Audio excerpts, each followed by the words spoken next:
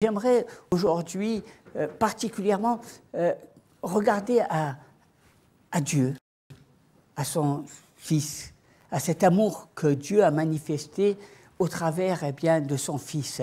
J'aimerais que vous partagiez certains passages de la parole de Dieu pour vous montrer combien Dieu nous aime et que nous puissions nous attacher à la nature de Dieu.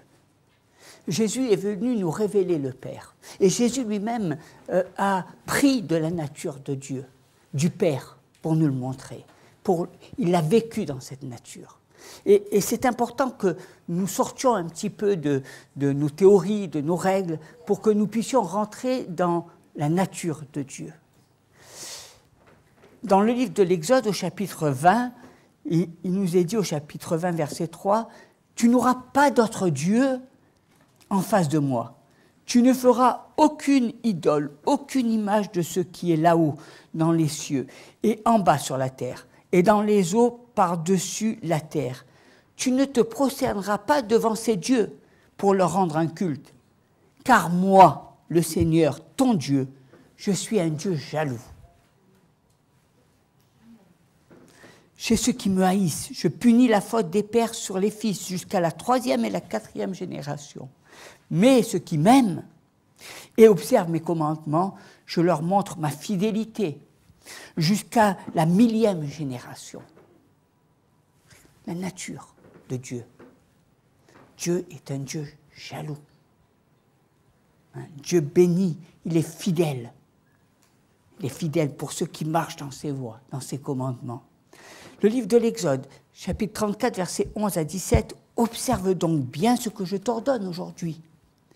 Je vais chasser devant toi l'Amorite, les Cananéens, les Héthites, le Pérézite, les Hivites et les Jébusiens.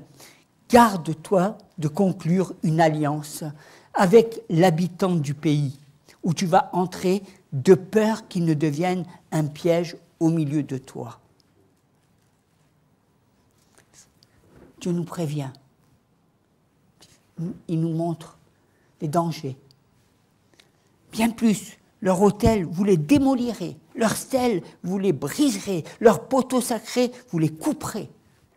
Car tu ne te prosterneras pas devant un autre Dieu. Le Seigneur, en effet, a pour nom jaloux. C'est son nom. Il est un Dieu jaloux. Ne faites pas alliance avec les habitants du pays, car lorsqu'ils se prosternent avec leur Dieu et leur offrent des sacrifices, ils t'inviteraient et tu mangerais de leurs sacrifices. Tu prendrais leurs filles comme épouses pour tes fils, leurs filles se prostitueraient avec leurs dieux et ils amèneraient tes fils à se prostituer avec leurs dieux. Tu ne te feras pas des dieux en métal fondu. » Dans le livre de Deutéronome, il est dit au chapitre 4, verset 23, « Veillez sur vous,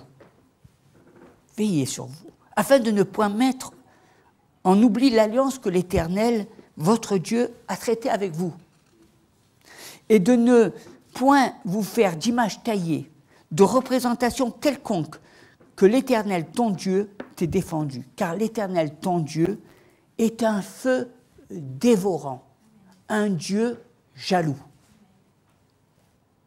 Dans le livre de Josué, au chapitre 24, verset 19, Josué dit au peuple, « Vous n'aurez pas la force de servir l'Éternel, car c'est un Dieu saint, c'est un Dieu jaloux.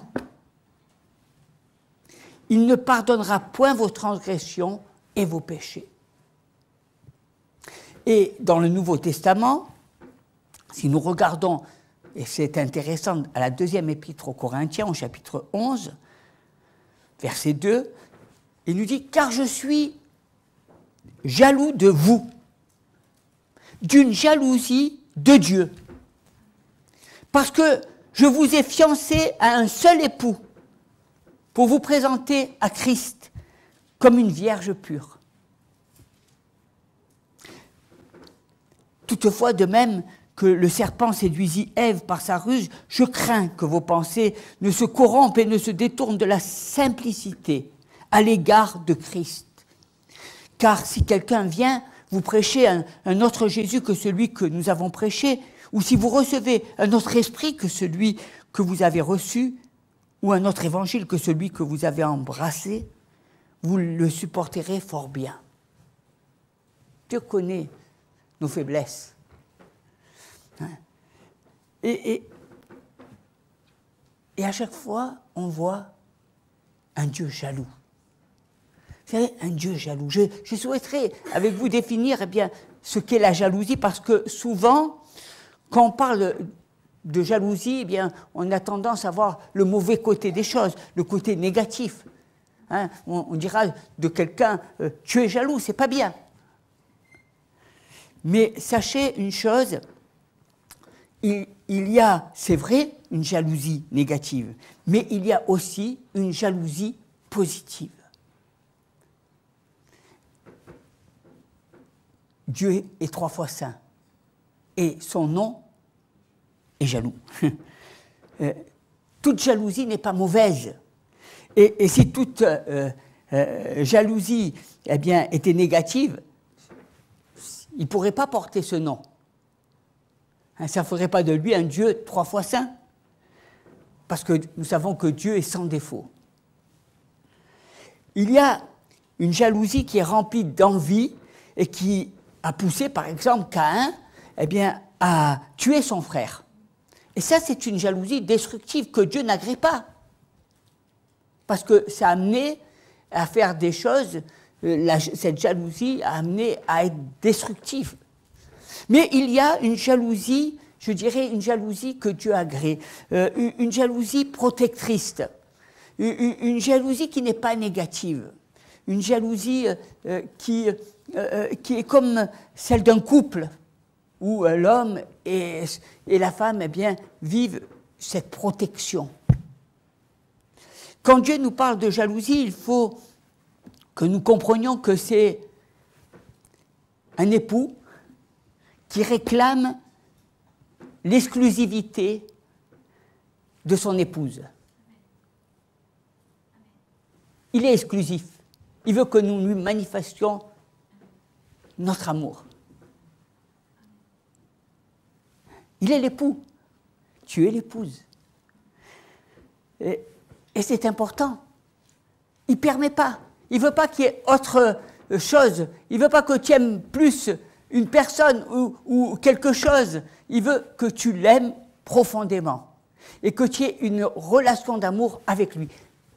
On le chante souvent, hein, mettre le Seigneur à la première place dans ta vie. Mais souvent, dans le quotidien, nous avons tendance à changer. Il ne veut pas te partager avec qui que ce soit. Hein. Ce n'est pas un Dieu qui est envieux, il veut que tu sois totalement à lui. C'est important. Je vous parle là dans votre relation, dans votre intimité. Je vous parle de ce que Dieu veut, des sentiments que Dieu désire que vous ayez. Ça dépasse l'intelligence, ça dépasse les raisonnements. C'est une relation. Une relation. C'est cette relation qui va changer votre vie. Vous avez écouté beaucoup d'enseignements dans votre jeunesse par rapport à des enseignements même scolaires. Peut-être que votre vie n'a pas été changée par rapport à ça. Mais dans la relation avec Dieu, notre vie change. Quand nous le mettons à la première place, quand nous avons une relation authentique avec lui. Vous savez, et Dieu n'est pas négatif. Il va envoyer par exemple un ange voir Joseph, parce que quand Marie est tombée enceinte, on peut comprendre que Joseph était désemparé et que certainement il pensait qui est l'auteur de cet enfant. Et Dieu, dans son amour, a envoyé un ange pour prévenir Joseph et lui dire « Ne t'inquiète pas, ton épouse ne t'a pas trompé. Elle n'a pas été voir un autre homme. » Dieu prévient, Dieu montre, Dieu garde.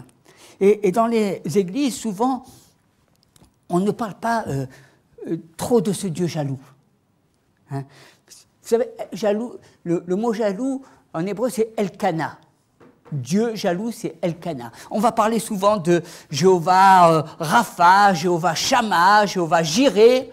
Hein, vous connaissez bien Jéhovah Rapha, le Dieu qui te guérit. Mais le Dieu jaloux, ce n'est pas quelque chose qu'on aime, qu'on apprécie. Et pourtant, c'est vraiment, il est dit, jaloux est mon nom. C'est très important parce que, vous savez, aujourd'hui, de nos jours, beaucoup, eh bien, se disent aimer une personne et ne pas être jaloux. Alors que Dieu ne peut pas concevoir l'amour sans la jalousie. Mais une jalousie qui n'est pas destructive. Une jalousie, eh bien, qui permette encore plus de vivre, eh bien, cette exclusivité, cette richesse qu'il y a dans l'amour. Et qui nous permet de vivre notre aventure et de grandir ensemble. L'amour est un départ qui va nous permettre, eh bien, de vivre cet amour. Et la jalousie, eh bien, c'est ce qui va nous permettre de ne pas tourner nos regards ni à droite ni à gauche, de ne pas placer d'autres idoles devant nous. Et quand on lit ces passages, on voit que c'est une jalousie qui est liée à la sainteté. Parce que Dieu est saint. Sa sainteté ne supporte pas le péché. Et souvent, on ne comprend pas, mais le plan de Dieu, il est clair sous nos yeux. Et à partir du moment, eh bien, où j'ai une relation d'amour, je vais me séparer du péché. Trop de gens perdent du temps à chercher les causes, les tenants, les aboutissants, et à vivre toujours dans le malaise. Parce qu'il y a une richesse dans la révélation de Dieu. Parce qu'il y a une puissance que l'homme ne peut pas saisir d'une manière humaine. Parce qu'il y a le surnaturel de Dieu. C'est ce qui fait le ministère de Dieu. Il n'est pas basé sur simplement la connaissance des hommes, mais il est basé sur la nature de Dieu. C'est ce qui fait que la vie est une histoire et que dans la parole de Dieu, il y a l'histoire des hommes, l'histoire de famille, l'histoire de personnes qui ont vécu. Vous avez bien rendu compte que Dieu nous parle au travers d'histoires. Et parce que les histoires nous parlent bien plus, et l'Esprit de Dieu nous parle bien plus au travers de ces histoires que de grandes théories. Nous avons besoin, le témoignage est quelque chose d'essentiel dans la vie d'un chrétien. Parce que notre témoignage manifeste eh bien, notre histoire et manifeste la présence de Dieu dans notre vie.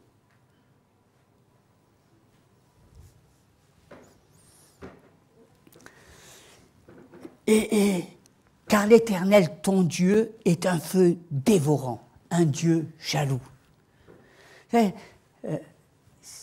un feu. Dieu veut que tu rentres. Dieu a donné son Fils. Dieu a mis son amour. Et il t'appelle à rentrer dans ce lieu saint. Il t'appelle. Le voile a été déchiré. Il t'appelle à rentrer, à vivre pleinement cette sainteté de Dieu. Alors on comprend que la jalousie de Dieu, eh bien, quand tu ne marches pas dans sa sainteté, on peut comprendre que Dieu se met en colère. On n'aime pas, on saisit mal. On a du mal à penser que Dieu peut se mettre en colère. Mais quand il se met en colère, eh bien c'est parce qu'il voit bien que nous nous éloignons de lui. Quand il se met en colère, c'est parce que nous avons donné la place à des idoles, à d'autres passions. Parce que nous ne l'avons pas mis à la première place, parce que nous nous éloignons, nos cœurs ne battent plus au même firmament.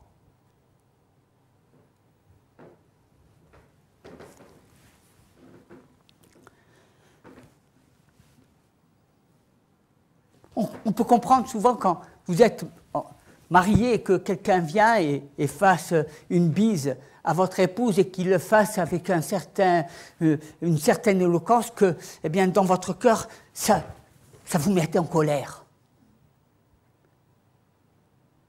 Ce n'est pas quelque chose de malsain, c'est quelque chose, au contraire, qui manifeste l'amour. Voyez-vous, vous vous mettez en colère quand on vient faire une bise à votre épouse, et vous ne comprenez pas pourquoi Dieu se met en colère quand vous vous éloignez de Dieu, ou quand vous mettez des idoles à la place de Dieu. Vous comprenez votre comportement, mais vous ne comprenez pas le comportement de Dieu. Nous avons été faits à l'image de Dieu. Et Dieu est un Dieu jaloux. Il le dit. Il ne vous dit pas je suis un Dieu qui libertin, je permets que vous fassiez ce que vous voulez. Il ne nous dit pas qu'il faut que c'est pas grave. Il vous laisse faire, qu'il a confiance en vous, qu'il vous fait. Non, Dieu ne vous fait pas confiance, il vous protège. Et l'amour bannit la crainte parce que c'est l'amour qui nous conduit à marcher dans la droiture de Dieu.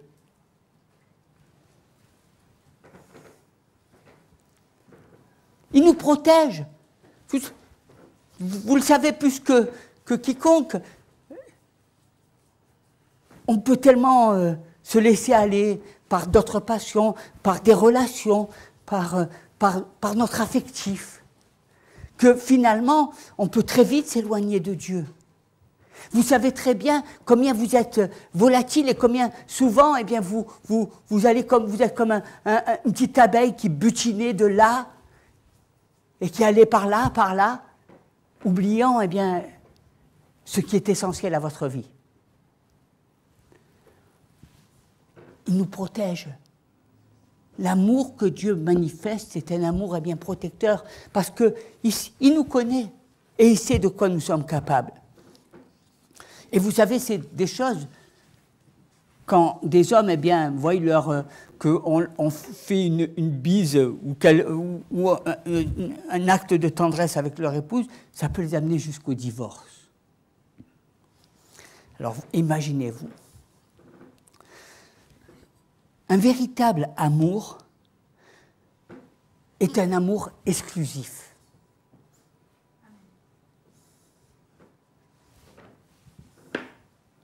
Et souvent, nous, on a tendance à regarder dans nos vies, et puis l'exclusivité, on ne sait pas quoi.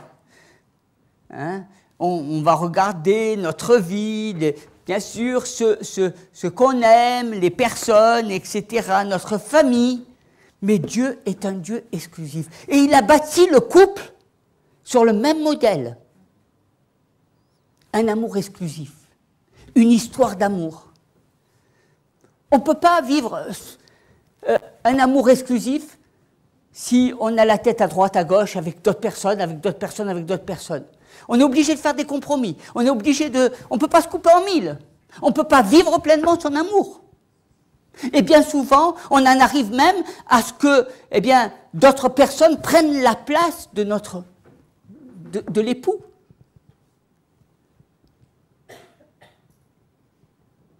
Parce qu'on vit dans un monde de libertinage.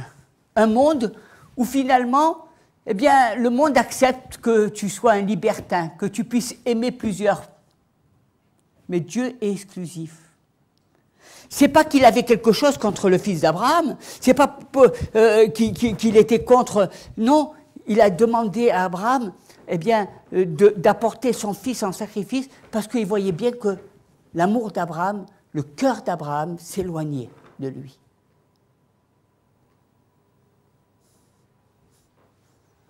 Et bien souvent, nous nous éloignons de Dieu. Bien souvent, nous faisons placer et nous plaçons notre épouse, nos enfants, notre vie avant Dieu. L'amour de Dieu est exclusif.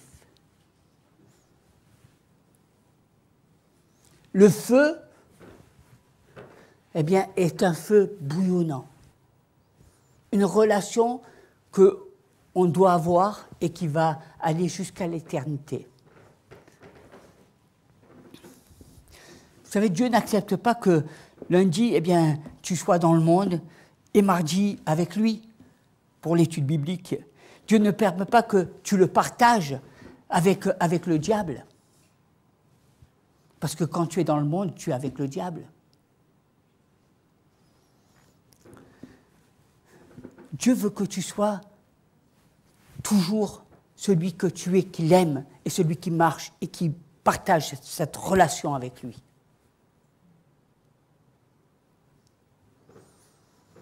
Tu peux être dans le monde, mais être séparé du monde, parce que ta relation avec Dieu est encore plus forte.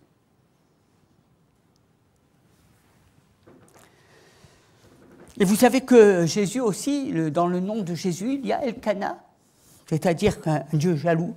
C'est pourquoi quand certains Juifs voulaient chasser les démons au nom de Jésus, ils se sont retrouvés critiqués, parce qu'on n'utilise pas le nom de Jésus en vain.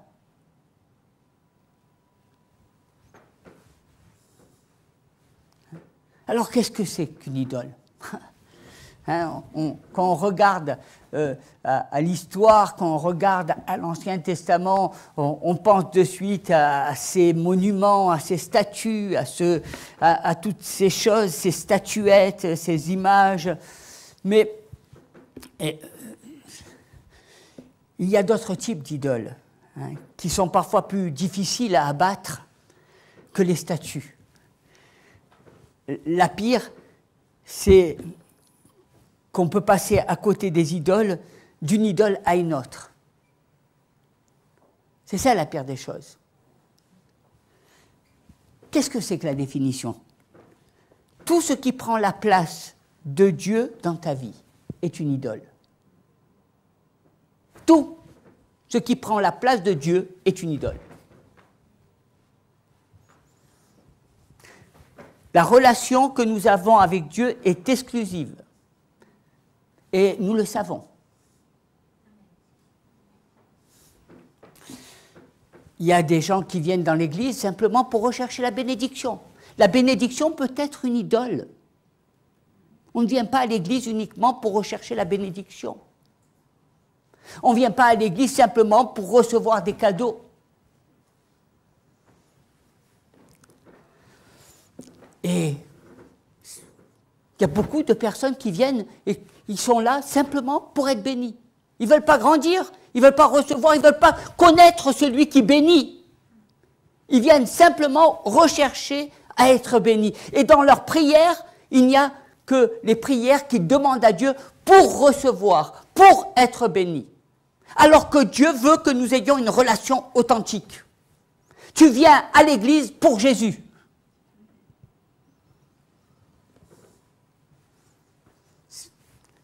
Tu as reçu Jésus dans ton cœur.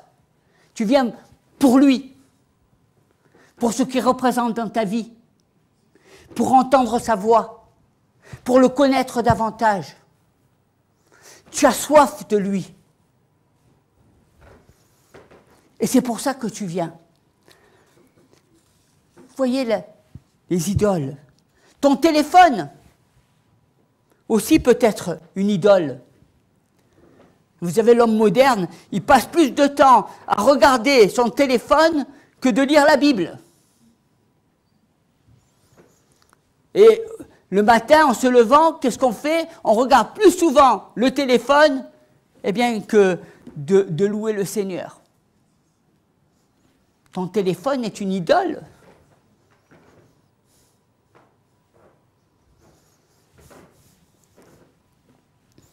Hier, je disais à quelqu'un, tu fais combien d'heures de sport ? Il me dit, j'en fais 5-6. Je lui dis, est-ce que tu passes autant de temps avec le Seigneur ? Il me dit, non. Le sport peut être une idole. Paul en parle.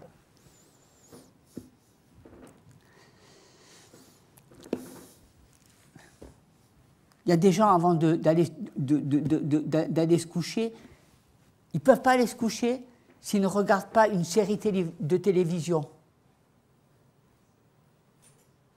C'est une idole. C'est une idole de regarder tous les soirs et de ne pas passer du temps dans la présence de Dieu. C'est une idole de passer tous ces soirs devant un grand écran et de ne pas te mettre à genoux devant le Seigneur.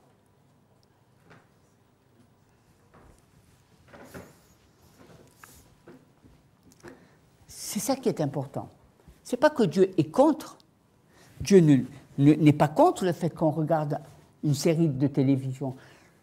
Le Seigneur est contre le fait que tu ne l'as pas placé à la première place. Que pour toi, tu es comme cet oiseau-là qui va, et tu as une passion, et puis tu vas vers une autre passion, et tu vas vers une autre passion, et tu vas vers une autre passion. Et alors, tu vas de passion en passion, et pendant que tu assouvis tes passions, eh bien, tu n'es pas dans la présence de Dieu. Tu cours vers les choses de ce monde. Alors que le Seigneur, lui, veut t'éloigner des choses de ce monde, il veut que tu te prépares, et toi, tu es comme ces vierges folles qui cherchent à butiner à droite, à gauche. Je cherche à mieux connaître le monde, je cherche à mieux être, je cherche à mieux savoir. Je suis à l'affût de toutes les nouveautés, je suis à l'affût de toutes les nouvelles technologies. Et là, je peux passer des heures et des heures et des heures à regarder ce qui se passe, à me faire des plans. Et pourtant, je ne suis pas capable de passer 1 heure dans la présence de Dieu.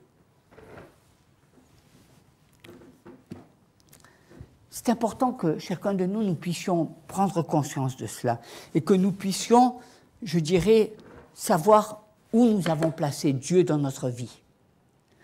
Je disais, vous savez, l'Église peut devenir une idole à partir du moment où tu viens à l'Église, pas pour Dieu.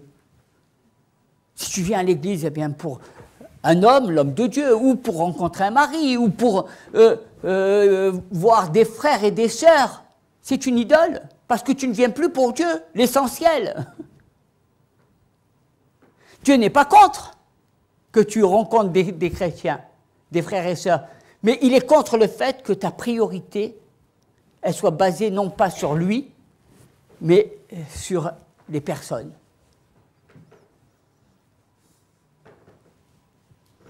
Ce sont des idoles que nous avons fabriquées, vous savez, qui nous empêchent. Si ton amour est beaucoup plus important pour ta vie, tes enfants, ta femme, ton mari, si tout ça est plus important que Dieu, c'est une idole dans ta vie. Dieu doit passer toujours à la première place. Et on voit bien combien les gens disent, mais Dieu nous a montré dans sa parole qu'est-ce qu'il attend de nous. Mais pourquoi nous n'accomplissons pas ce que Dieu nous demande ? Parce que nous avons d'autres idoles et que nous obéissons aux autres idoles. J'obéis à ma femme parce que, tu comprends, j'ai pas envie de me disputer. J'obéis à ceci, je fais ceci pour faire plaisir, je fais cela. Mais est-ce que, en faisant ceci, cela, tu n'as pas placé ta femme, tes enfants, au-dessus de Dieu ? Parce qu'avant tout, ce qui doit primer dans ta relation, c'est ta relation avec Dieu. Et c'est ses commandements. Et c'est sa parole. Et tu es là pour mettre en pratique la parole de Dieu. Mais nos peurs, nos idoles, la peur est une idole.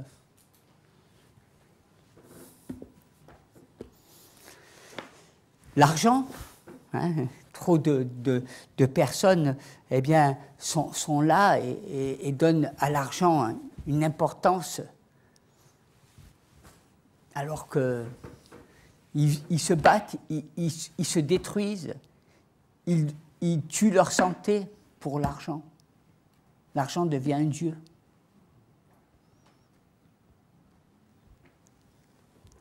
C'est une compétition sans fin, où finalement on perd son âme pour l'argent. La beauté est une idole. Combien de personnes sont là et passent leur vie devant une glace, un miroir, et sont là toujours en train de regarder comment ils sont pour ressembler à un stéréotype, et passent tellement de temps à se faire le visage que ça devient un problème. C'est une idole.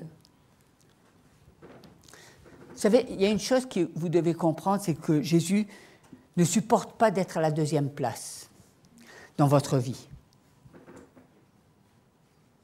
il veut être à la première place. Et je pense que nous devons être cette épouse. Nous devons être des épouses qui nous préparons au retour de notre époux. Et dans cette relation, eh bien, j'ai quelque chose à faire. Souvent, lorsqu'on vient à l'église, c'est ensemble. On a l'impression qu'on vient, on s'assoit, on repart de là, et puis on discute, on aime bien se voir, et ça s'arrête là. Et on reprend notre petit bonheur de vie tranquille. Mais est-ce que tu te prépares en tant qu'épouse au retour de Jésus? Est-ce que tu prépares ta vie, tu prépares ton cœur, tu prépares ta façon de penser, ton comportement, parce que tu sais que Jésus va revenir, l'époux. Et là, quand on parle bien de cette préparation, c'est toi, c'est ta vie. C'est pas la vie de ton frère, de ta sœur qui est à côté de toi, c'est pas ça ton problème. C'est toi, ta vie, ton problème. Il faut que tu te prépares. Il faut que tu te mettes les beaux vêtements, il faut que tu sois conscient de ça. Et pour beaucoup, eh bien, ils sont là, ils sont sans arrêt en train. C'est comme les personnes qui sont toujours en train de vous parler, eh bien, d'hommes ou de femmes dans leur esprit. Ils cherchent tellement un mari, ils cherchent tellement un homme, ils cherchent tellement une femme, ils cherchent tellement leur ego que finalement, c'est des idoles. Il y en a qui parlent que de solitude. Alors que quand vous êtes dans le Seigneur, vous n'avez pas le temps. Vous êtes toujours en train de courir.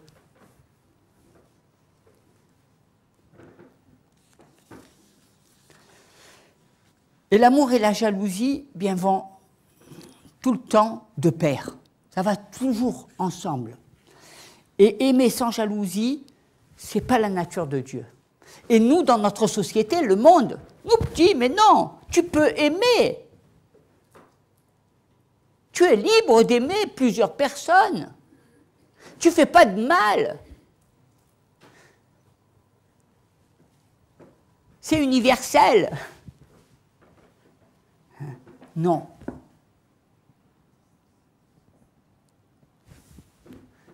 Si vous avez, mesdames, un mari qui n'est pas jaloux,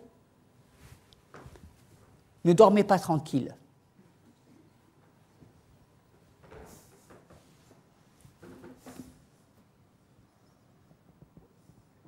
Il y a beaucoup d'histoires qui sont derrière les histoires.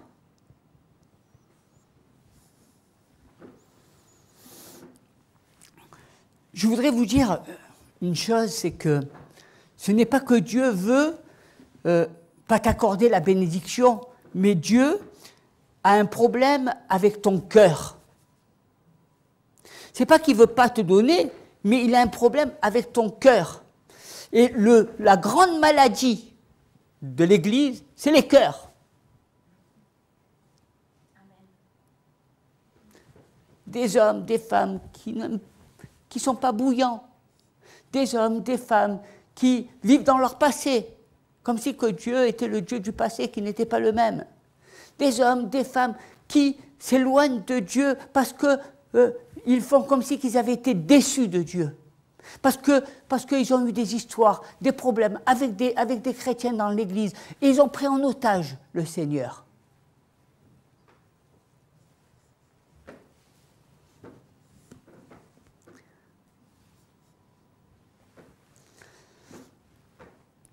C'est important, parce que Dieu, lui, regarde toujours au cœur. Au cœur. Il n'y a rien qui doit nous séparer de l'amour de Christ. Et puis, c'est important parce que, vous savez, les hommes cherchent toujours leur propre gloire, cherchent toujours leur ego, cherchent toujours à paraître, cherchent. Et c'est ça qui une personne, on peut voir bien dans l'histoire d'Hérode que tout le monde l'a acclamé, il s'est pris même pour Dieu. Et qu'est-ce qui s'est passé? Dieu a envoyé un ange qui est venu l'abattre. Dans les églises, il y a beaucoup d'Hérodes. Il y a beaucoup de personnes qui cherchent à être acclamées, qui cherchent à briller, qui cherchent à être reconnues, qui cherchent. Alors que, bien, qui cherchent à être des Hérodes. Alors que nous devons jeter notre couronne au pied de la croix et que nous devons chercher l'humilité. On cherche toujours notre ego, on cherche toujours notre autosatisfaction, on cherche que ce qui nous intéresse. On vient à l'église parce qu'on se dit, eh bien, c'est intéressant, jackpot.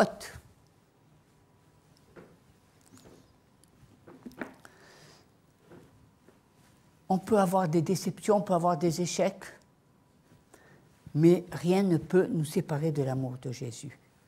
C'est notre relation avec Dieu. Et quand tu élèves Dieu, eh bien, Dieu, lui, il va agir puissamment. Il n'a rien, il n'est pas contre la bénédiction. Il n'est pas contre que tu sois reconnu. Mais il faut faire attention. Vous savez, une personne disait comme ça, et elle avait gagné le prix de l'Eurovision l'année dernière. Et elle disait, on lui disait, mais est-ce que votre vie a changé ? Je dis, oui, j'ai plus d'argent dans mon compte bancaire. Mais vous savez, j'habite toujours dans le même appartement, et elle dit, je remercie le Seigneur parce que je ne veux pas perdre la tête. Tout ça, la richesse, les honneurs, ça peut vous faire perdre la tête. Vous n'êtes pas à l'abri. Vous pensez que non, non, non, non, vous dites non, non, non, non, mais vous êtes peut-être celui qui allait tomber le plus facilement. Il faut veiller. Dieu n'est pas contre, mais il sait ce qui peut se cacher derrière vous. Et il sait qu'à un moment donné, eh bien, vous pouvez être comme Hérode. Vous pouvez dire « moi, moi, moi ». Hein? Moi, moi, moi. Faire toujours attention. Et puis, quand vous regardez, vous pouvez regarder à Salomon, un homme qui était rempli de la sagesse de Dieu, un homme qui était loin d'être bête, qui avait oublié d'être bête, qui connaissait la parole, hein, et qui a fléchi.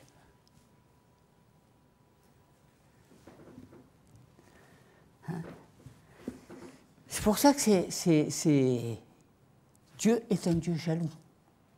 Et nous devons veiller à notre relation avec Dieu le plus possible. Nous devons faire attention à notre relation, que vraiment cette relation, eh bien rien. C'est ma relation avec Dieu. C'est ma relation avec Dieu qui me transforme. C'est ma relation avec Dieu qui m'apporte la révélation. C'est ma relation avec Dieu qui m'apporte ce que je suis. Et c'est important. Qu'est-ce qu'il a fait Jésus quand il a été dans le temple? Il a tout renversé. Parce qu'il a vu toute cette hypocrisie. Il a vu que les gens, eh bien, cherchaient à faire du marchandage. Au lieu de chercher à marcher dans la sainteté, ils cherchaient à marcher le marchandage. Aujourd'hui, les églises cherchent le nombre de personnes. Il y a des personnes qui sont là, qui se gargarisent. Ah, tu sais, il n'y a pas eu beaucoup de monde. Ah, il y a eu beaucoup de monde. Ah, Dieu n'est pas l'église, le Dieu de la foule. Ou Dieu n'est pas le Dieu du business. Parce que dans les églises, eh bien, on est là et puis il faut faire des rencontres maintenant. On va faire des rencontres de chefs d'entreprise pour faire des connects. Une église basée sur du business. Une église basée sur les moyens du monde. Une église qui se sert du fait d'être rassemblée pour s'éloigner de la sainteté de Dieu. Alors que son nom, il est jaloux. Et il veut que tu sois saint. C'est pour ça qu'il a donné son Fils. Et nous, souvent quand nous regardons ces églises, nous sommes remplis d'envie. Oh, là-bas il fait beau. Oh, là-bas, c'est rempli. Oh, là-bas, il y a du monde. Oh, là-bas, ils font des réunions. Oh, là-bas, il y a des séminaires. Oh, là-bas, c'est bien. Oui, là-bas. La sainteté. Est-ce que vous voulez enlever la nature du Père? Dieu est saint. Et il est jaloux de la sainteté. Il a donné son Fils afin que nous marchions dans la sainteté. Vous imaginez comment le Père, il est là-haut. Il dit, mais pourquoi j'ai donné mon Fils? Pourquoi mon Fils est sacrifié? À quoi ça a servi? À rien? J'ai envoyé mon Fils afin de les sauver du péché, afin de leur ouvrir une route pour qu'ils puissent marcher dans la sainteté. J'ai envoyé l'Esprit sur eux afin de les conduire dans la sainteté, afin que ce qui est impossible à faire d'un point de vue humain, ils puissent le faire d'un point de vue spirituel et marcher dans l'Esprit.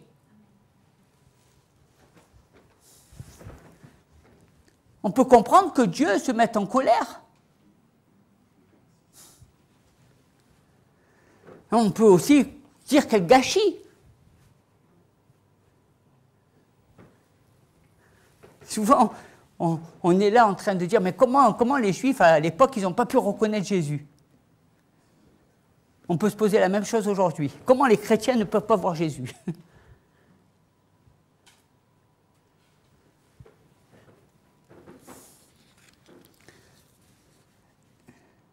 Et on est là pour, vous savez, pour être comme des Marthes qui recevons, qui nous mettons, qui ne cherchons pas à faire de la cuisine, qui ne cherchons pas à courir vers d'autres idoles, mais qui cherchons à nous mettre aux pieds de Jésus et qui disons, Seigneur, je veux recevoir ta parole. Je veux bien, que tu me nourrisses. Je veux grandir en toi. Je veux. Vous n'avez pas besoin d'aller en Israël ou d'aller dans le mur des lamentations. Approchez-vous de Jésus, il est la porte. C'est lui. Vous n'avez pas besoin de courir à droite, à gauche. Il est là. C'est lui. La porte. C'est lui qui a fait la seconde alliance. C'est lui en lequel Dieu a mis toute son affection. C'est lui encore, qui a été le seul à tout accomplir afin que tu puisses passer par lui. Et moi j'aime parce qu'il est dit dans 2 Corinthiens, car je suis jaloux de vous. Hein? Quel amour que Dieu, d'une jalousie de Dieu, de la jalousie de la sainteté. Je suis jaloux. Des fois, on est comme des trucs. On parle de sainteté, mais on parle, mais on fait l'inverse. Et Dieu, non, il dit, arrêtez de faire l'inverse. Soyez saints. Si vous m'aimez, soyez saints. Je suis jaloux de votre sainteté. Et cette sainteté-là, nous a été donnée en Jésus. Et quand tu aimes, tu n'as pas envie de courir derrière une autre femme. Tu n'as pas envie d'insulter ta femme. Tu n'as pas envie tu l'aimes. Tu la portes haut.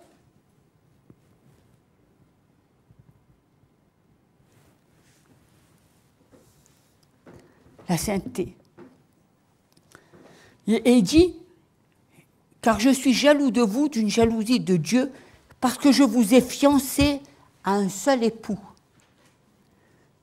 pour vous présenter à Christ comme une vierge pure. Est-ce que tu es cette vierge pure?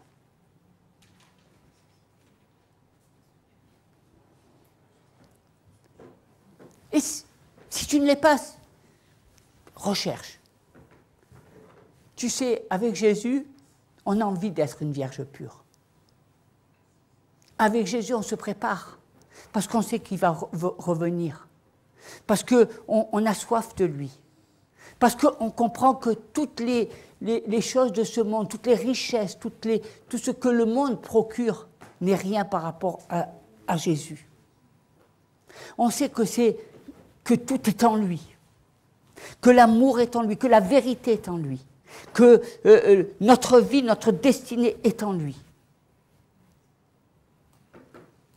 Ne cherchons pas toujours les plaisirs, ne cherchons pas toujours ce qui nous arrange, ne cherchons pas toujours à avoir des rôles. Soyons en lui. Préparez-vous. Soyez ces vierges pures. Soyez dans votre vie, dans vos actes, dans vos agissements, dans votre relation. C'est pas grave. Tu feras peut-être moins d'informatique, tu feras moins de télévision, tu passeras moins ton temps au téléphone, tu feras peut-être moins de sport, tu diras pas amen à tout, à ce que te dit ta femme ou tes enfants. Mais tu chercheras à être droit aux yeux de Dieu. Et quand tu le places à la première place, sache que c'est lui qui est aux manœuvres de tes luttes et de tes combats. Quand Dieu voit ton cœur, et quand Dieu voit que ton cœur est pur, ce n'est pas à toi à combattre. C'est lui qui agit. C'est lui qui transforme. C'est lui qui parle au cœur de même ceux que tu aimes. C'est lui qui amène la guérison. Tout vient de lui. Tout est en lui. Et tout ça est basé avant tout sur une relation de confiance. J'ai confiance en toi, Seigneur. Je sais que tu agis. La prière, vous savez, c'est avoir confiance en Dieu. J'ai confiance. Ma confiance, elle est en toi. Et elle se manifeste jour après jour. Et je vois tes merveilles, et je vois tes miracles, et je vois ta main, et je vois les transformations. Les autres peut-être ne le voient pas, mais ça, c'est pas important. Que Dieu les bénisse. Ce qui est important, c'est que Dieu agisse et que la main de Dieu, de l'Éternel, soit sur vous. Alléluia. Alors j'aimerais qu'on s'incline dans la prière et qu'on demande à Dieu, eh bien, peut-être te mettre un peu... Alléluia, Seigneur, d'avoir un cœur pur. Seigneur, je te demande de poser ta main sur tous tes enfants. Tu vois, je sais que, Seigneur, des fois, c'est pas facile parce que pendant la semaine, eh bien, ils sont pris par leur travail, ils sont pris par leur occupation, ils sont pris par un tas d'activités et que souvent, eh bien, ils ne se rendent même pas compte que c'est toi qui laisses tomber. Ils regardent, Seigneur, à leur solitude, ils regardent à leur souffrance, ils regardent à leur bataille, mais ils ne regardent pas ce que toi, tu peux penser dans ton cœur. Souvent, j'ai le sentiment qu'on agit comme si que Dieu n'avait pas de cœur. Comme si que Dieu, il ne pouvait pas être sensible. Comme si que Dieu, eh bien, on pouvait lui faire tout ce qu'on veut, et que Dieu, eh bien, il était au-dessus de tout ça. Mais vous savez, Dieu est sensible. Dieu a un cœur. Il a un cœur encore plus gros que le tien. Il a un cœur authentique encore plus grand que le tien. Il a un amour qui est bien supérieur au tien. Parce que son amour, eh bien, ne dépend pas des circonstances, son amour, eh bien, n'est pas en fonction des personnes, mais son amour est authentique. Il a donné sa vie même avant que tu sois sur cette terre. Tu sais que, en voulant vivre ta vie d'une manière indépendante, eh bien, tu fais mal au cœur de Dieu. En le plaçant, eh bien, à la 2e ou à la 3e ou à la 4e place, celui que tu chagrines, celui que tu attristes, c'est celui qui t'a toujours aimé. Tu penses que lui t'abandonne, mais c'est toi qui l'abandonnes. Tu te comportes comme si il n'y avait que toi qui comptais et que Dieu, bien lui, c'était une image taillée, qui ne parle pas, qui n'a pas de cœur, alors que Dieu a un cœur, que Dieu est sensible. Est-ce que tu connais Dieu? Est-ce que tu l'aimes? Est-ce que tu as envie d'aimer le Seigneur? Est-ce que tu as envie de le placer? Je sais que c'est difficile. Quand tu as un enfant, eh bien, tu vas tellement être émerveillé par cet enfant que tu vas avoir plus de joie à regarder cet enfant que de t'approcher de Dieu. Peut-être que quand tu pars en voyage, eh bien, tu penses plus à tes joies que d'être dans cette communion avec Dieu. Peut-être que les choses de ce monde, les passions du monde, eh bien, t'attirent plus parce qu'elles te permettent d'être considéré. On te dit monsieur, on te parle avec un autre langage, et puis ainsi tu peux fuir tes responsabilités toute ta vie. Parce que tu n'as pas besoin de raconter ta vie aux autres.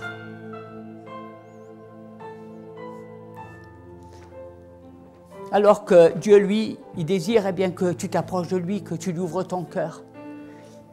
Il désire eh bien t'aider dans tes choix, dans tes directions. Il désire que tu affrontes eh bien, tes problèmes. Et il te dit à chaque fois, je suis avec toi.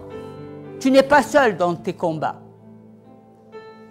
Je veux te guérir, je veux te bénir, je veux t'aimer. Mais bien souvent, eh bien, dans nos comportements, nous regardons à nos propres satisfactions, à nos propres joies, à notre ego, à nos buts, au lieu de chercher ta face. Quand nous sommes bénis, eh bien, nous avons la tête qui devient comme une montgolfière. On se croit au-dessus des autres. De suite, on prend la grosse tête. Que ce soit dans la vie, que ce soit dans l'église. Alors que le Seigneur, lui, désire que nous soyons humbles et que nous marchions dans cette humilité. Seigneur, il désire que on soit toujours le même. Que ce soit l'argent, que ce soit la richesse, que ce soit la reconnaissance. Rien ne doit détruire la personne que tu es aux yeux de Dieu.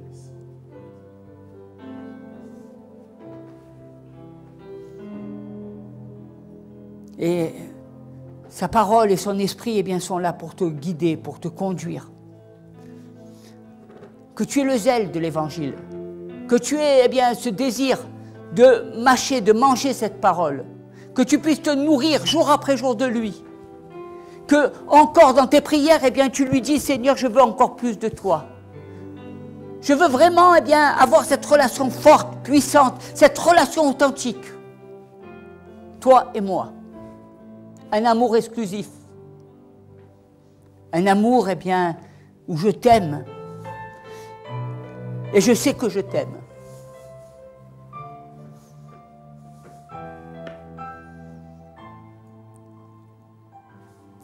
C'est à l'amour que on reconnaîtra que tu es un enfant de Dieu, que tu lui appartiens. L'amour, c'est le signe. Cet amour de Dieu. Cet amour qui te permet eh bien, d'aller de l'avant, de ne pas te mentir à toi-même, de ne pas vivre dans l'aveuglement, de rejeter eh bien, toutes les souillures de ce monde pour marcher dans l'authenticité de Dieu. Et sache que ce n'est pas un vide. Sache que ce n'est pas parce que tu ne vas pas voir des séries de télévision que tu vas être malheureux. Parce que tu vas prendre ce temps et tu vas mettre eh bien, la parole. Et l'Esprit de Dieu sera là pour éclairer la parole. Et elle apportera du fruit. Et elle te nourrira. Et elle te donnera de grandir. La parole. Vous savez, la parole, cette parole qui est un mets succulent. Cette parole où Dieu nous invite à nous réjouir de la parole, à nous nourrir par des hymnes, par des cantiques. Que chacun de nous, eh bien, nous puissions être des hommes et des femmes de la parole de Dieu. Que chacun de nous, eh bien, nous préparons notre robe afin qu'elle soit pure. Alléluia, Seigneur. Seigneur, je te demande de visiter tes enfants. Seigneur, que tu mettes dans leur cœur, que tu ôtes, Seigneur, eh bien, de leur cœur ce qui les empêche de t'aimer, d'avoir cette relation exclusive avec toi. Comme toi, tu es un Dieu jaloux. Eh bien, nous aussi, nous voulons eh bien, avoir cette relation avec toi. Nous aussi, nous avons cette relation parce que tu nous as montré ton amour. Rien n'est plus beau que l'amour de Dieu. Rien n'est plus grand. Rien, ni l'amour des hommes, ni l'amour de ce monde, rien ne nous sépare de l'amour de Dieu. Et tu es jaloux de ce que nous sommes, de ce que tu as fait de nous. Tu es jaloux eh bien, parce que tu vois combien eh bien, nous voulons marcher dans la sainteté. Tu nous regardes et tu nous regardes vraiment avec beaucoup d'amour. Parce que tu sais, eh bien, tu sais le chemin, tu sais que l'amour a triomphé. Et la croix, c'est un acte d'amour. Et elle a triomphé de la mort. Et l'amour, eh bien, que nous avons avec le Seigneur, triomphe de la mort. Triomphe du péché. Nous donne accès à toute sa sainteté, à tout le surnaturel de Dieu. Elle laisse la place à l'Esprit du Seigneur. Parce que le Seigneur dit, je ne vous ai pas abandonné, je vous envoie mon Esprit Saint. Mais nous savons que par amour, tu ne nous abandonnes pas et nous voulons recevoir l'Esprit Saint, afin qu'il nous guide, qu'il nous dirige, qu'il atteste à notre esprit, eh bien, tout l'amour de Dieu. Que vous puissiez lire la parole de Dieu à voix forte, afin que vos oreilles entendent la parole et qu'elles se nourrissent de ce que vous entendez. La foi vient de ce que vous entendez.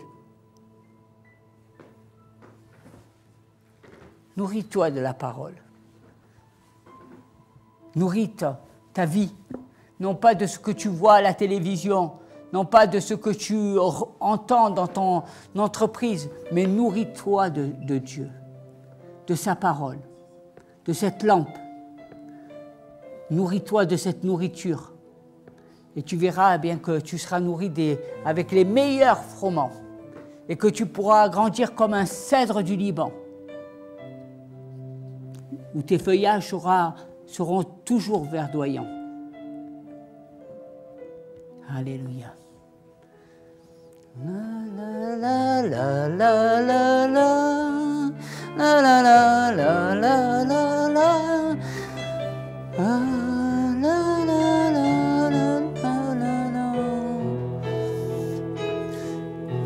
La la la la la la la la la la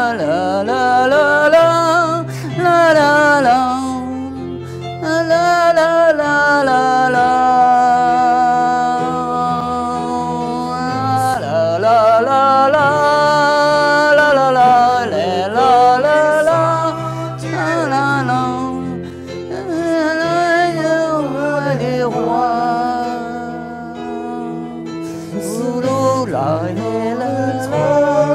Shanda Bahai. Oh lo lo lo lo lo lo la la la la la la la